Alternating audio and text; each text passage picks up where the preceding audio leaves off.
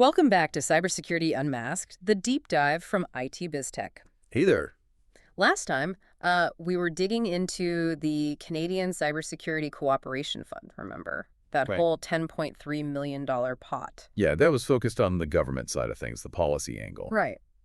Today, we're shifting gears pretty dramatically. We're looking at, well, pure private capital muscle, this massive $70 billion investment announced by Telus. It's a staggering number, Mhm. 70 billion. And it's really said to reshape Canada's digital future, pretty much right now. And this isn't just, a story for the telecom nerds. This is huge. It's seismic, really, for every single small and medium-sized business we work with right across Canada. It's promising speeds, connectivity like we haven't seen. Absolutely. So our mission today, really, is to unpack what this means for you, the listener. Specifically, what are the massive opportunities, and maybe even more importantly, what are the critical cybersecurity challenges that kind of ride shotgun with this? And we're pulling our insights straight from the analysis our president and founder, Danny Sadowski, put up on the IT BizTech blog. It's really focused on giving that clarity for SMBs.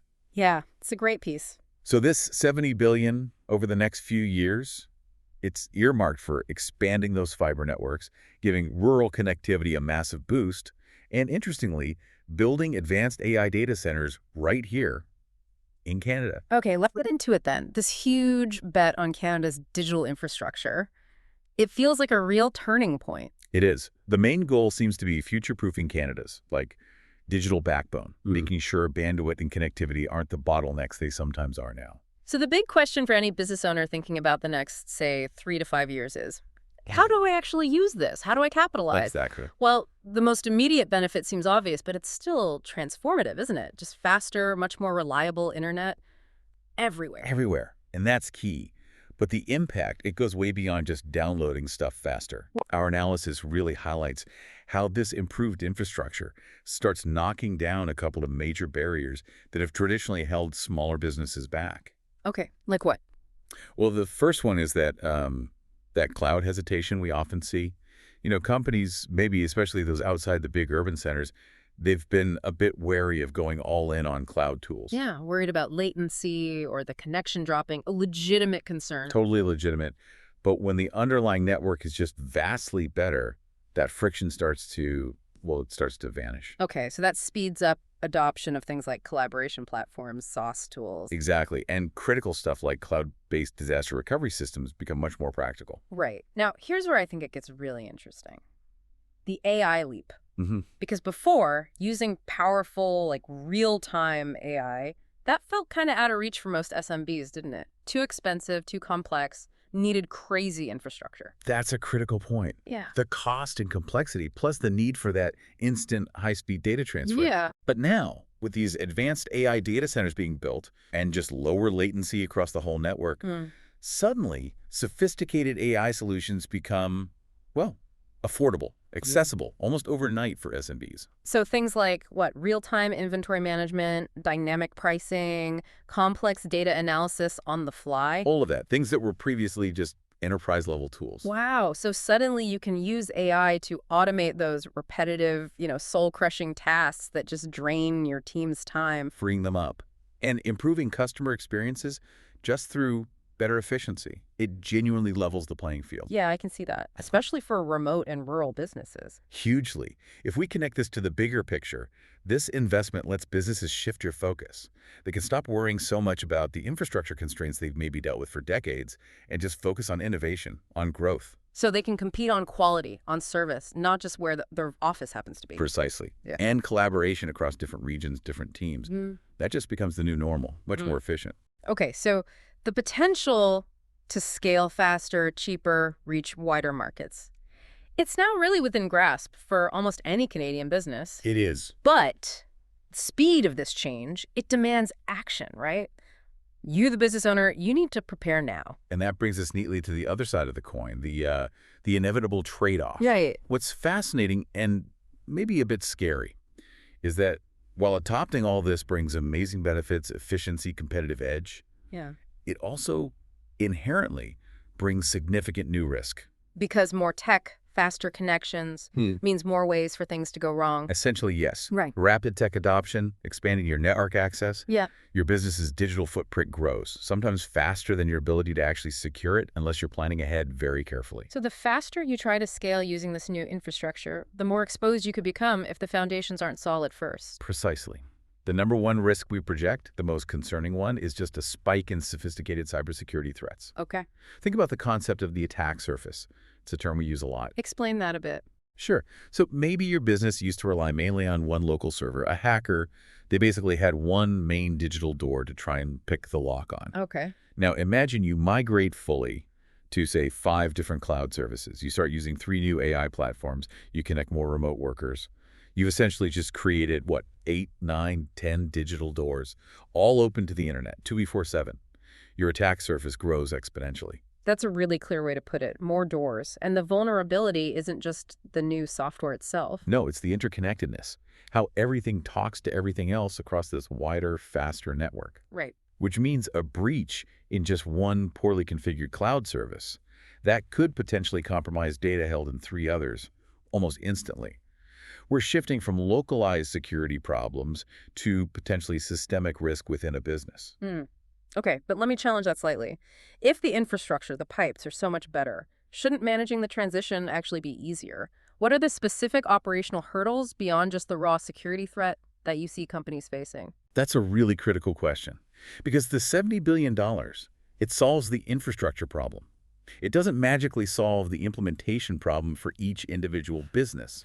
Good distinction. Our analysis, the blog post, details 2 major hurdles businesses are likely to face as they kind of scramble to adopt these new tools. Okay, what's the first? The first is just the complexity of the transition itself, moving critical data, mission-critical processes into new cloud environments. Yeah. It's not trivial. It takes planning. And rushing it is bad news. Rushing it is almost guaranteed bad news.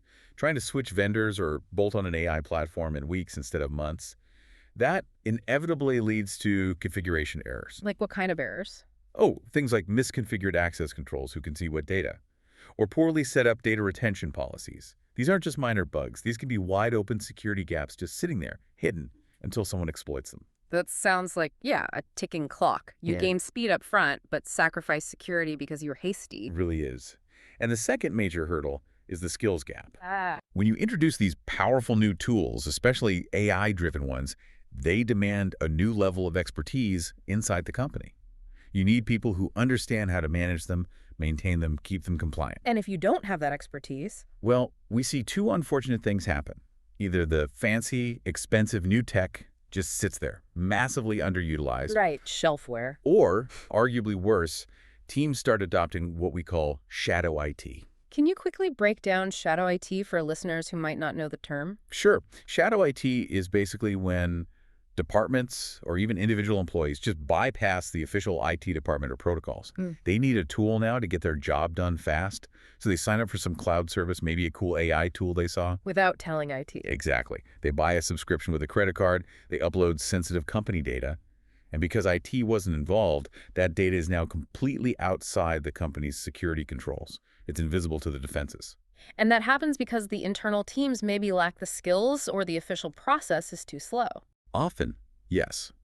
The skills gap forces people to find shortcuts, and those shortcuts become these massive hidden security holes. And looming over all this is the competitive pressure, right? If your competitors are effectively using this new infrastructure boost and you're not, or you're fumbling the implementation, your growth stalls. The risk of doing nothing or doing it badly is also incredibly high. You absolutely need a clear, sequenced roadmap to grab these opportunities without getting drowned by the new complexities. Okay, so the takeaway for you listening is crystal clear. The time to really evaluate and strengthen your IT strategy is right now, like today, before your team starts clamoring for these new tools on the faster connections. Absolutely do it before the demand hits. So let's look at the preparation checklist. This is based on, our 25 years at IT BizTech, helping Canadian businesses navigate exactly these kinds of shifts. We've kind of boiled it down to 4 practical, non-negotiable steps from the blog. Okay, step 1. You need to do a really thorough review of your current infrastructure. Not just what servers you have, right? No, not just inventory. You need to identify the gaps. Yeah. What's going to actively hold you back from actually using the cloud and AI potential? For instance, maybe your internal office network still relies on older switches or wiring. That shiny new fiber connection coming into the building, it'll hit an immediate bottleneck right inside your own walls. Right, you got to look end to end. Okay, step 2. And this is really the core of this whole deep dive, isn't it? It is. Strengthen your cybersecurity framework before you even start planning any large-scale migration or ramping up AI adoption. Before, not during or after. Absolutely non-negotiable. And strengthening means practical things. Robust multi-factor authentication rolled out everywhere. Proper endpoint detection and response, EDR, on all devices, and critically continuous monitoring, especially around your firewall and those cloud access points. Because if you wait until you're already scaling... You try to build a security wall while the building's already on fire. It doesn't work. Makes sense. Okay, and the last 2 steps. They seem focused on the execution and management, tackling those operational hurdles we talked about. Exactly. Step 3. Plan a phased cloud adoption strategy. Phased being the keyword. Keyword. We emphasize phased because you want to avoid those rushed, complex, error-prone transitions. Migrate data, migrate processes, but do it in manageable chunks. So you can test properly. Test thoroughly, do security audits at each stage, minimize disruption. It's slower upfront, but much safer and ultimately faster. And step 4, tackle that skills gap head on. Ow. 2 main ways. You can invest significantly in training your existing staff on the new technologies. Or, and frankly, this is often the most cost-effective and practical route for most SMBs, you consider managed IT services. Partnering with a team, like ours. Right. Partnering lets us manage the advanced tech, the security, the complexity, freeing up your internal people to focus on their actual jobs using the tech for growth. And this really is where we, IT biz tech, fit into this picture, doesn't it? Building on that quarter century of experience, helping businesses adapt. We've seen the dot-com boom, the first cloud wave. We understand the pressures Canadian businesses face during these shifts. We do. And we aim to make this transition secure and manageable through, really, 3 pillars of support. First is security. And not just antivirus software. No, definitely not. We're talking advanced, proactive cybersecurity solutions specifically designed for the risks of these high-speed, cloud-heavy environments. We work to prevent that attack surface from exploding like we discussed earlier. Okay, pillar 2. Cloud. We don't just throw a generic migration plan at you. We simplify your move to the cloud with tailored, phased strategies. The goal is minimal downtime, minimal disruption, and ensuring those configurations are secure right from day one, mitigating that complex transition risk. Makes sense. And the third pillar? Support. Ongoing managed IT support. This is how we directly bridge that skills gap for you. We handle the back-end complexity. Allowing the client's team to focus on using the new $70 billion infrastructure for growth, not getting bogged down troubleshooting security alerts or tech issues. Exactly. Let them focus on the opportunities. We'll help manage the risks and complexity. So, the future for Canadian business. It's undeniably digital. It's going to be incredibly fast, all driven by these huge investments like the $70 billion from Telus. Yeah. But embracing these changes with confidence without getting burned, that really requires foresight, planning, and honestly, the right IT partner supporting that foundation. It's probably the most exciting time to be scaling a business in Canada in decades, but also potentially one of the riskiest if you're not prepared. Okay. So here's a final thought for you, the listener, to maybe mull over as you start thinking about your own IT roadmap in light of all this. This investment, it's going to make AI and automation tools that seemed crazy expensive just yesterday, well, pretty commonplace soon. They'll move from the wish list to just part of the standard toolkit. Right. Accessibility is key. So think about your operations right now. What is that one really repetitive, maybe kind of soul-crushing task that eats up time? That thing that, if you could automate it, would immediately free up your best people to focus on actual innovation, on moving the needle. Yeah, that's a great question. What could automation unlock for your team? Something to really chew on as you define your strategy. Definitely. And if you're ready to start securing your digital future now, streamline your IT stack before you hit those operational hurdles or security surprises. We're absolutely ready to help. You should reach out to us at IT BizTech. You can call us directly. Yep, the number is 416-342-1568. Or, if you're outside the GTA, toll free at 877-275-8774. Please do join us next time for another deep dive. We'll be looking at a real-world scenario, one we covered recently on the IT BizTech blog, how a Toronto accounting firm lost and recovered a week of work. It's a cautionary tale. Oof, yeah. That'll be an interesting one.